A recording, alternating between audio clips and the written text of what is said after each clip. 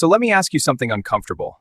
That version of you who said starting next month I'll save more money, where did they go exactly? Because they're clearly hanging out with your gym membership. And it's not because you're lazy or bad with money, it's because you're running factory settings, and that software was designed for not dying today, not responsibly saving for a future version of you. Which is why when saving means hurting now for a future you that feels like a stranger, your brain picks the shopping cart every time, because it knows today personally and barely recognizes later at all. And once the world noticed that preference, it leaned in hard, surrounding you with alerts, sales, and limited time nonsense that makes spending feel like a party now and saving feel like a weird personality choice. So spending feels incredible for about 45 minutes, right up until your brain checks the balance, drops the sunglasses, and immediately rewrites history like it never enjoyed any of that as much as it obviously did. And then comes that special moment where you feel fine, but also bad, and somehow guilty for enjoying it, which is your brain experiencing regret while politely pretending it's actually just being responsible now. And by the end of the day, after a few hundred tiny decisions, your willpower doesn't heroically fail, it just quietly clocks out, which is usually right before your brain decides spending feels like self-care. Which is why willpower isn't the fix at all. The fix is letting the money leave automatically before your brain notices, celebrates, or makes plans for it, because you can't spend what you never mentally claimed. And the weird part is your brain recalibrates almost immediately, accepts whatever's left as normal, and keeps living its life, which proves most of your spending wasn't necessity, it was just unclaimed optimism. Until your identity shows up and says you're not really a saver, so you quietly raid the emergency fund for a non-emergency, call it temporary, and somehow temporary keeps renewing itself without asking. Before you change what you do with money, you change what you think about yourself. Your brain has been telling the same story for years and refuses to admit it might be outdated. And if you think wealth is for other people, luckier people, smarter people, not you people, your brain will happily build a fence around every opportunity just to protect that story from being wrong. So the fix isn't motivation, it's rules, where spending has to wait 24 hours but saving happens instantly because your brain is terrible with delays and amazing at pretending tomorrow is a personality. Because when you name accounts things like savings, your brain steals from them happily, but call one freedom or never work Sundays again, and suddenly it feels emotionally illegal to touch it. And since your income changes while your memory absolutely does not, you automate the automation itself, set one yearly check-in, nudge the numbers up slightly, and never rely on future you remembering anything. So you make saving frictionless and spending slightly annoying. No debit card, a short wait, just enough inconvenience that your brain loses interest. Because protection often looks exactly like mild strategic irritation. And then you stop checking balances every morning like it's a video game, because markets aren't entertainment, and the people refreshing daily aren't investors. They're just anxious with slightly better terminology. And by the way, you're allowed to not have this mastered yet, because shame doesn't build savings, clarity does, and panicking over spreadsheets has never magically turned anyone into a responsible adult. Because savings isn't about numbers, it's about buying time and options. The ability to say no without panic, which is surprisingly hard to do when your bank account is actively sweating. So being a default human was never the problem, that part was free, but updating the settings is on you, and thankfully it's less dramatic than your brain keeps pretending it will be. And that's when future you suddenly feels urgent instead of imaginary, which is convenient because urgency works best before retirement, not as a surprise email your knees send you later. So you don't wait to feel like a saver, you act like one first, let the habit run, and eventually the feeling shows up late, confused, pretending this was the plan all along. Which is probably why you didn't need a big motivational speech to get here, and if this made uncomfortable sense, you likely subscribed already and are now pretending it was a casual choice. So the real question isn't your income or your debt, it's the story you keep telling yourself about money, because your brain will work very hard to make sure that story feels correct. Because once your brain believes a story, it will loop the same habits forever just to stay consistent, which is impressive loyalty, but a terrible retirement strategy if we're being honest. Which is why you don't need a dramatic overhaul, you just need a tiny interruption, because habits aren't broken by motivation, they're broken by small changes your brain doesn't bother arguing with. And when you nudge things up just a little each year, it feels pointless in the moment, right until you turn around and realize compound habits quietly did most of the work without asking permission. And that's the point. Saving should be so boring your brain stops trying to interfere, because excitement is great for shopping carts and terrible for long-term plans that actually need to survive you.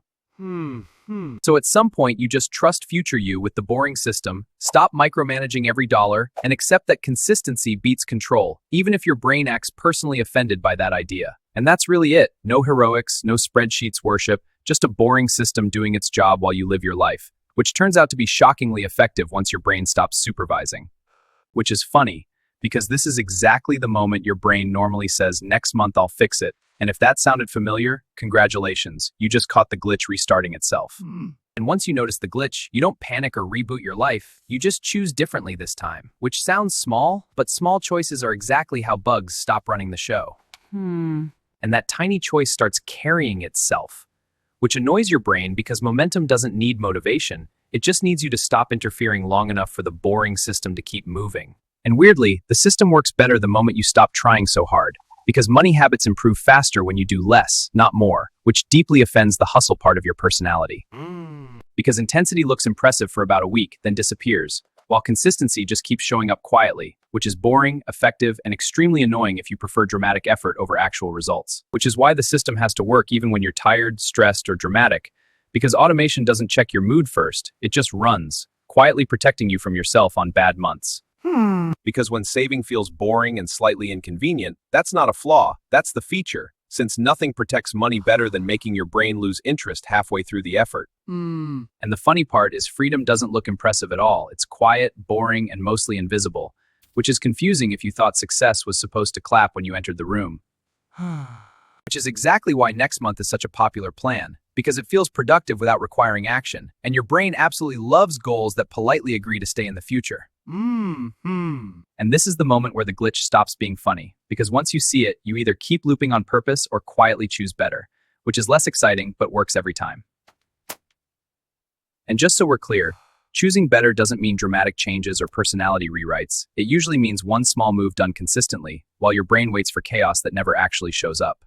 And that's usually how it starts, not with excitement or confidence, but with calm follow-through, where nothing feels heroic, everything feels manageable, and your brain slowly realizes this version of you might actually stick. Because boring consistency quietly beats dramatic promises every single time, even though your brain keeps waiting for fireworks, when all it really needed was a system that showed up without asking for attention.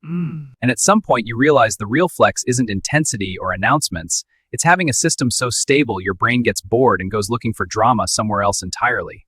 And right about here, your brain gets bored, looks for excitement, and suggests fixing everything next month again, which is adorable because that's exactly how the glitch politely asks for another turn. And the moment you catch yourself doing that, not perfectly, just noticing it, the glitch loses power because awareness is awkward like that. It ruins the fun of repeating the same mistake with confidence. And that's usually how change actually looks, not dramatic or loud, just steady and slightly boring.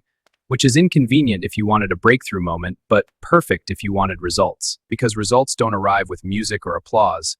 They show up quietly while you're busy living, which is disappointing if you wanted a victory speech, but extremely convenient if you wanted your money handled. And right when everything's calm, your brain will suggest starting tomorrow instead, which sounds reasonable, feels productive, and has been delaying your finances since the invention of tomorrow.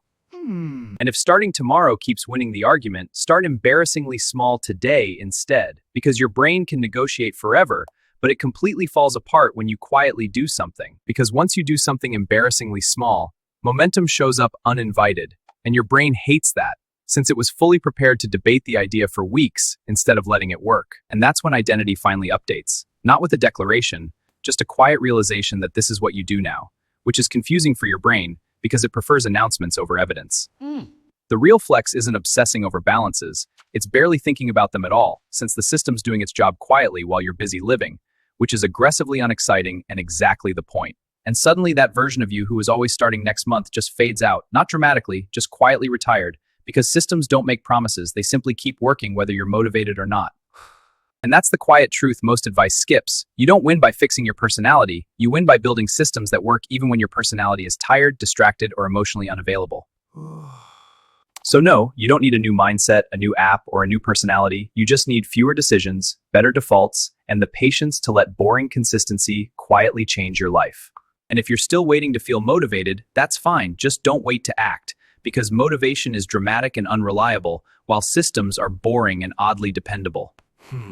And if any of this felt uncomfortably accurate, maybe stay curious instead of defensive, because understanding how your brain actually works is usually cheaper, calmer, and more effective than fighting it every month. So if this felt like it was quietly describing you, good, that just means you're normal. And once you stop arguing with that, building wealth becomes less emotional and way more mechanical. And if you'd rather understand money than argue with it every month, You're welcome here. Subscribe if you want more calm explanations, or don't. The system will still work either way.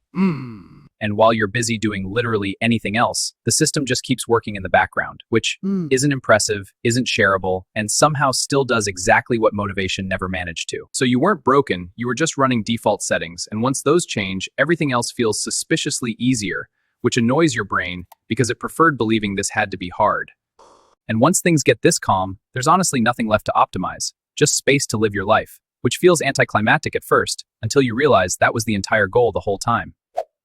And if this ending feels quiet and uneventful, good, that means the system's working, because nothing screams financial progress like having absolutely nothing urgent left to worry about anymore. And if you made it all the way to this quiet part, congratulations, you officially prefer systems over drama, which might be the least exciting personality trait imaginable and somehow the most profitable. And if this still feels strangely calm, that's not the video ending wrong, that's your brain realizing nothing needs managing right now.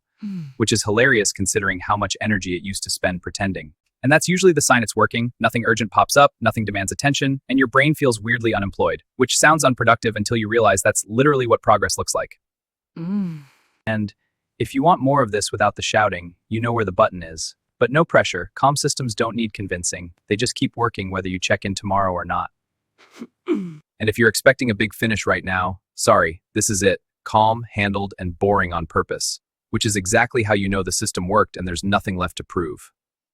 And that's the whole thing. No hacks left, no twists coming, just systems doing their job quietly, which isn't exciting enough to celebrate, but somehow exciting enough to keep forever.